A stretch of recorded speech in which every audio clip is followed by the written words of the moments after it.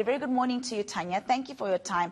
Now, I want to speak to you from a player's point of view. I know you're also involved in management. Can you relate to any of the things that Naomi has spoken about? I mean, she speaks about huge bouts of depression and anxiety related to the media.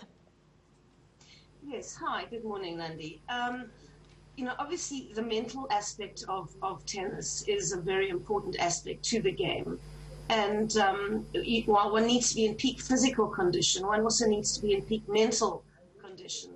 And unfortunately, Naomi has not managed really well on the clay. And 2 weeks ago in Rome, she lost in the first round and was asked by media in the press conference, post-match press conference, if she thought she was bad, in inverted commas, on clay. And that starts off a process of self-doubt and wondering if you are, because she's never won a Grand Slam on clay. She's won 4 Grand Slams on hard court, so in the US Open and the Australian Open, but not managed that on clay and grass.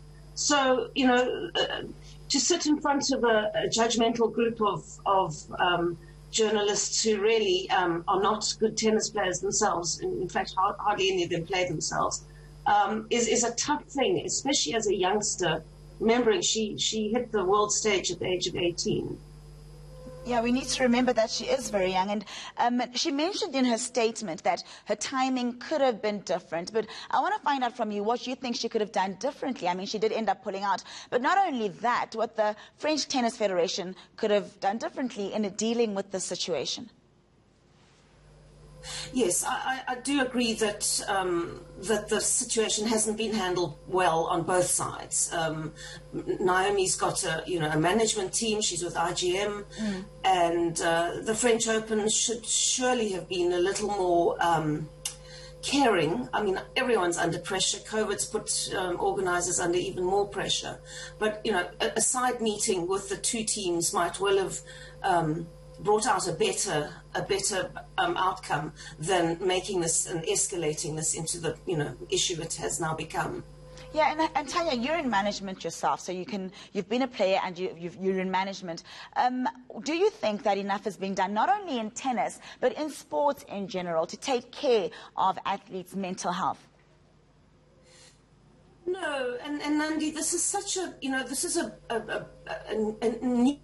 newish issue in terms of it becoming to the fore. This has always been swept under the carpet, but the term mental health and anxiety are really coming to the fore, and not only in sport. It's across the spectrum, into business, into young kids identifying at a younger age what anxiety is and what mental health is, and what the potential outcomes are if mental health is not dealt with. Now, Tanya, I mean, as much as we need to pay attention, it's the catch-22, to the fact that players and athletes are struggling with the media. We can't entirely cancel out the media. It's in their contracts that they've got to do media engagements. So how on earth does one find a balance taking care of their mental health, but also meeting their contractual obligations? Yes, so, I mean, isn't that the case that it's communication? Naomi's sponsors, almost to a grouping, and she's got some massive, world brands behind her, have stood behind her. And I think that is to be applauded. Obviously, the French have got their sponsors and their, contractual obligations to produce media time for them. So it is a delicate situation, but in like everything, if we sit down and we talk, I think we can come to conclusions.